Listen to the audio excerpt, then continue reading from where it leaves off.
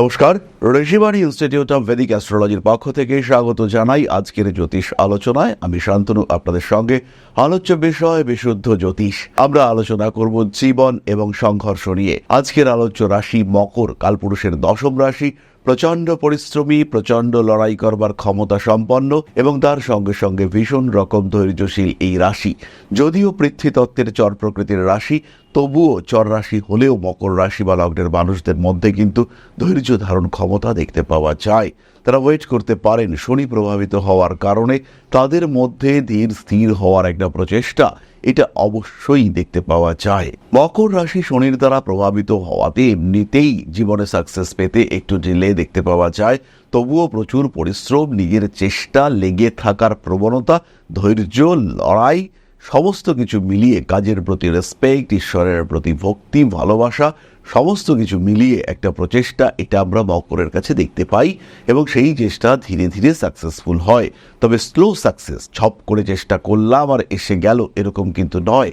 আমি দেখেছি মকর রাশি বা লগ্নের মানুষ যারা চাকরির পরীক্ষায় সাকসেসফুল হচ্ছেন, খুব কম লোক আছেন যারা একবারই সাকসেসফুল হয়েছেন। তাদের কিন্তু একাধিকবার চেষ্টা করতে হয়েছে এবং বারবার চেষ্টা করবার পরে, বারবার পরীক্ষা দেওয়ার পরে একটা সময় এসেছে যখন তারা ঠিক করেছে যে আর দেব না পরীক্ষা, এটাই লাস্ট যখন তারা ভেবেছেন, তখন তাদের চাকরি হয়েছে।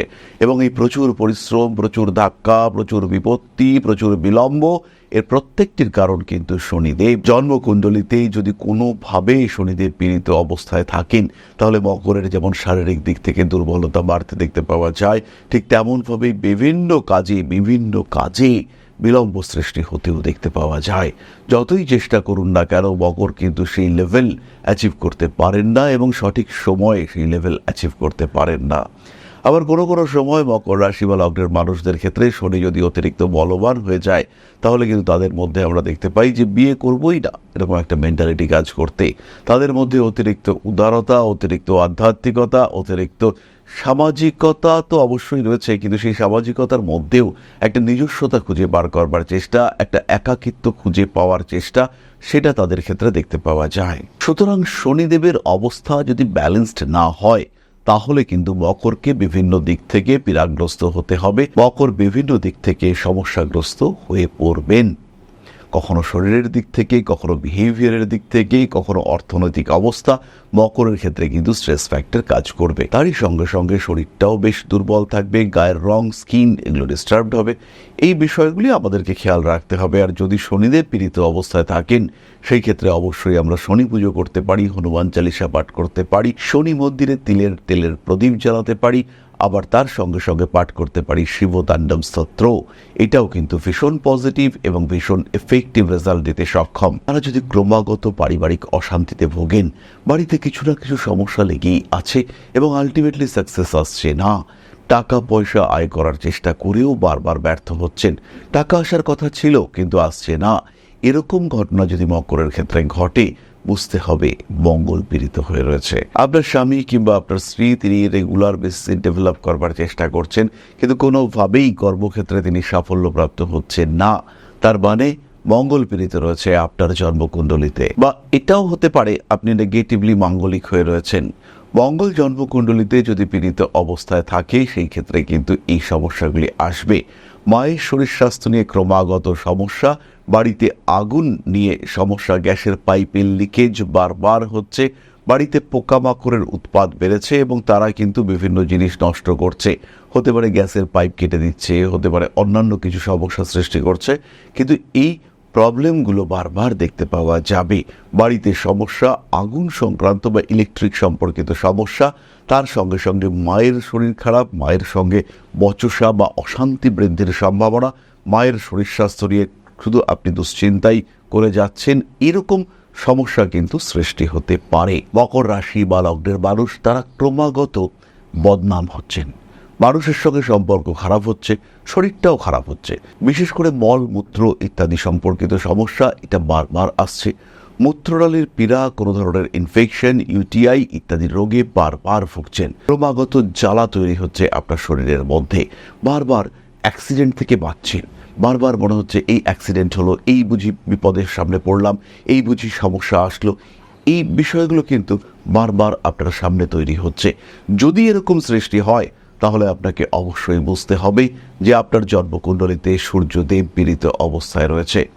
আবার এরকম দেখতে পাওয়া যাচ্ছে আপনি ক্রমাগত ইউজড হচ্ছেন, মানুষজন যে কোনো ঘটনায় আপনাকে সামনে নিয়ে আসছে, শান্তি, সমস্যা, জটিলতা প্রত্যেকটি ক্ষেত্রে মানুষ কিন্তু আপনাকে সামনের দিকে এগিয়ে দিচ্ছে। আপনি যেন নেত্রীসুলভ ভঙ্গিতে সামনের দিকে চলেছেন।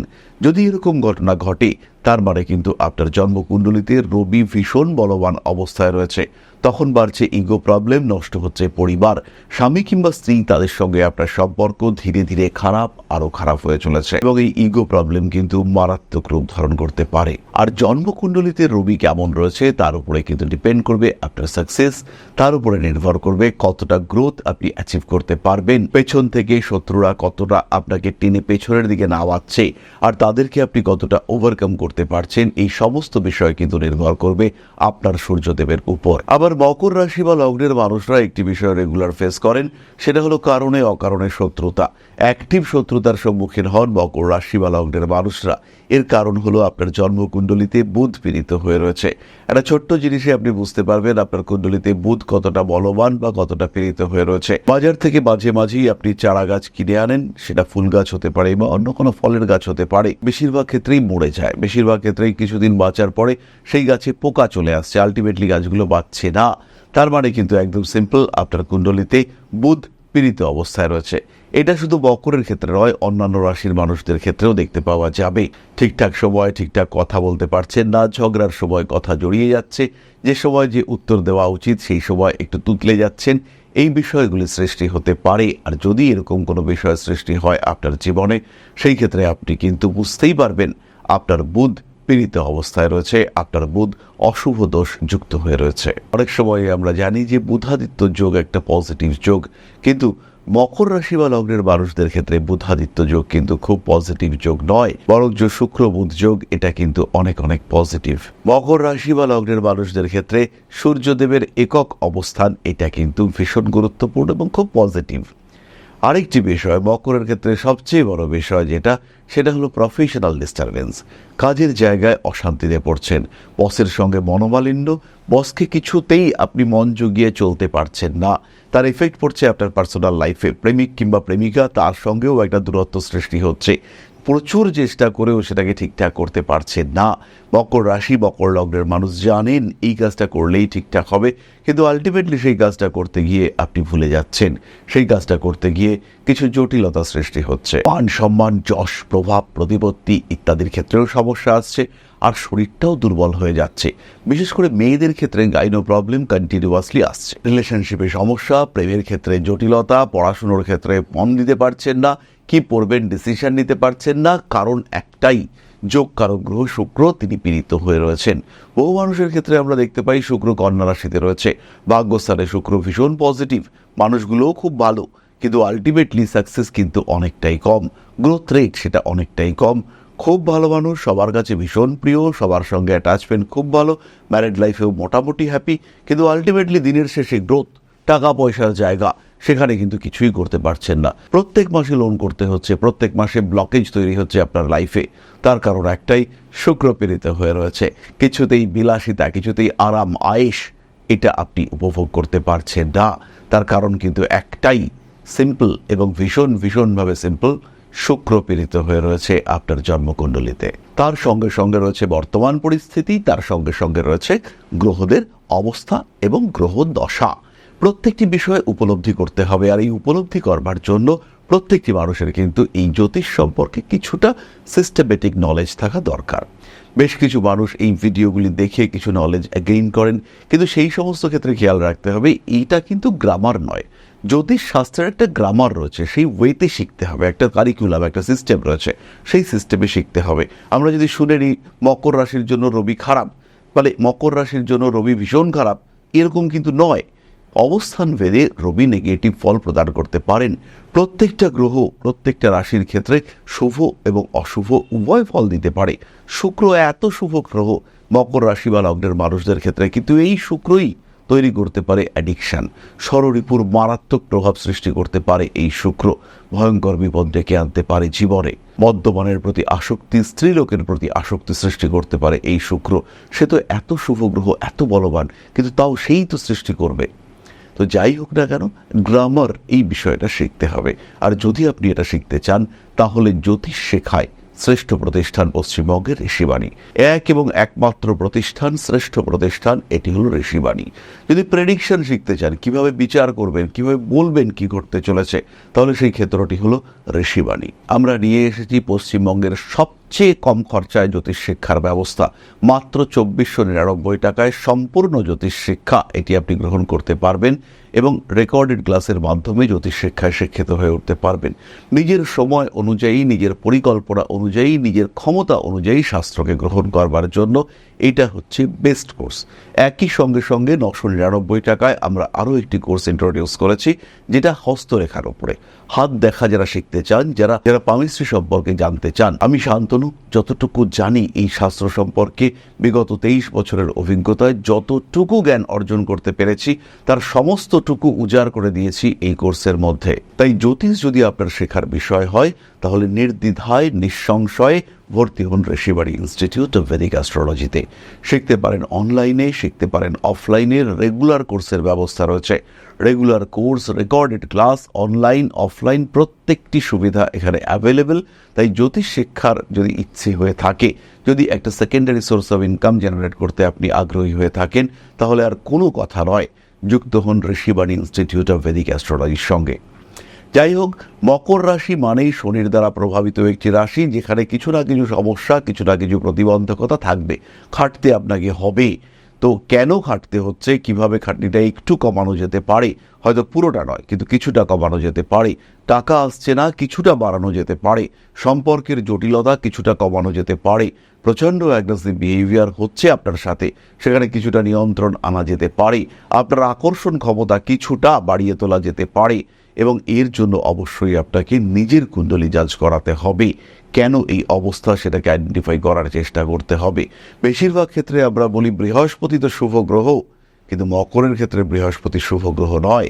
মকর কিন্তু অনেকটাই ব্যতিক্রমী একটি রাশি। আর এই ব্যতিক্রমকে আপনার জীবনের পাথেয় করে তুলবার জন্য, এই ব্যতিক্রমকে গ্রহণ করবার জন্য আপনাকে অবশ্যই জ্যোতিষ সম্পর্কে জানতে হবে, আপনার জন্মকুণ্ডলী সম্পর্কে জানতে হবে, আর জ্যোতিষ পরামর্শ অবশ্যই গ্রহণ করতে হবে। প্রতিকার হিসেবে ধারণ করতে পারেন মিথিস্ট ব্রেসলেট, মকরের জন্য খুব ভালো প্রতিকার। ফিরোজা ব্রেসলেট অত্যন্ত ভালো প্রতিকার। ফিরোজা স্টোনকে আলাদা করে ইউজ করতে পারেন এবং ফিরোজা উইথ পাইরাইট এই কম্বিনেশনটা কিন্তু পাওয়া যায়। অর্থাৎ ফিরোজার মধ্যেই, ফিরোজা স্টোনের মধ্যেই জায়গায় জায়গায় পাইরাইট রয়েছে এবং পাথরটার অংশ হিসেবেই পাইরাইট রয়েছে। এই পাথর আপনারা ব্যবহার করতে পারেন। মকর রাশির জন্য অত্যন্ত পজিটিভ ভাইবস ক্রিয়েট করতে পারে। সাতমুখী রুদ্রাক্ষের ধারণ আপনাদের জন্য ভীষণ ভীষণ শুভ। যাই হোক, যাই ধারণ করুন না কেন, অবশ্যই জ্যোতিষ পরামর্শ মেনে। তো আমরা এবার চলে আসবো আলোচনার পরবর্তী পর্যায়ে, অর্থাৎ আপনাদের প্রশ্নে জ্যোতিষের উত্তর। তবে তার আগে ছোট্ট একটি বিষয় আপনাদের সঙ্গে শেয়ার করতে চাইব। জ্যোতিষ শেখাটা এতটাও কঠিন নয়। আপনি যদি মনে করেন জ্যোতিষ শিখবেন, তাহলে ঋষিবাণী রয়েছে আপনার পাশে। জ্যোতিষ শিক্ষার জন্য যেটা দরকার, একটা সিস্টেমেটিক সিলেবাস, একটা proper curriculum, best faculty structure এবং তার সঙ্গে সঙ্গে প্রপার এডুকেশন সিস্টেম। এর সাথে সাথে স্টাডি মেটেরিয়াল, নোটস এগুলো তো রয়েছে। আর যদি জ্যোতিষ আপনার শেখার বিষয় হয়, তাহলে শিক্ষার সর্বশ্রেষ্ঠ ক্ষেত্র হলো ঋষিবাণী। বাংলা ভাষায় জ্যোতিষ শিক্ষার ক্ষেত্রে একটাই নাম, সেটা হলো Rishibani institute of Vedic astrology. জ্যোতিষ শিখতে চাইলে, জ্যোতিষকে ভালোবাসতে চাইলে ঋষিবাণী এবং শুধুই ঋষিবাণী। আর যখন শিক্ষক আপনাকে পাশে বসিয়ে হাতে কলমে জ্যোতিষের প্রত্যেকটা সূত্র ব্যাখ্যা করবেন, জীবনে তার প্রয়োগ শেখাবেন, তখন জ্যোতিষের মাত্রা তো আলাদাই হয়ে উঠবে। এই হাতে কলমে জ্যোতিষ শিখতে সম্পূর্ণ অফলাইনে এই গুরুমুখী বিদ্যাকে রপ্ত করতে চাইলে সংযুক্ত হন ঋষিবাণী ইনস্টিটিউট অফ ভেদিক অ্যাস্ট্রোলজির সঙ্গে। দমদম ক্যান্টনমেন্টে আদিশক্তি পীঠে এক সম্পূর্ণ আধ্যাত্মিক পরিবেশে জ্যোতিষ শিক্ষার ব্যবস্থা। যারা জ্যোতিষকে ভালোবাসেন, যারা জ্যোতিষকে একটু শিখতে চান, যারা জ্যোতিষ সম্পর্কে প্রকৃত জ্ঞান অর্জন করতে চান, সেই সমস্ত প্রত্যেকটি মানুষের শেষ ঠিকানা হলো Rishibani institute of Vedic astrology. জ্যোতিষকে একটা আলাদা মাত্রায় নিয়ে গিয়ে এই শাস্ত্রকে আপনার জন্য গ্রহণযোগ্য করে তুলতে আমরা রয়েছি আপনার সাথে।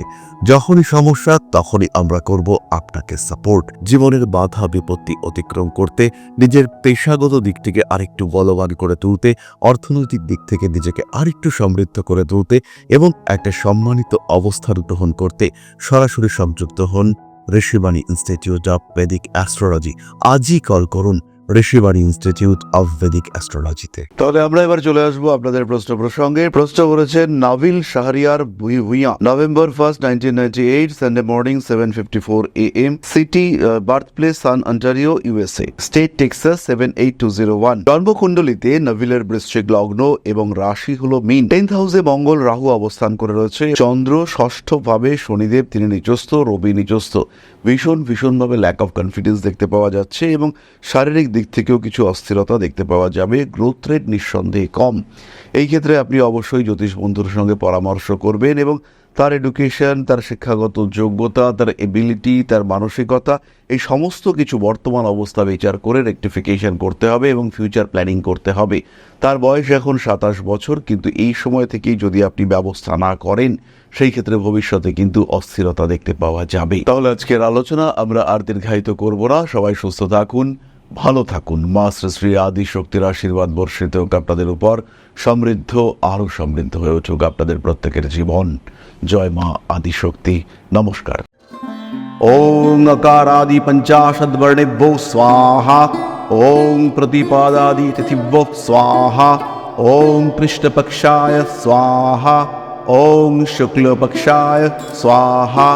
ওং অমাবস্যায় স্বাহা। ওং পূর্ণিমায় স্বাহা।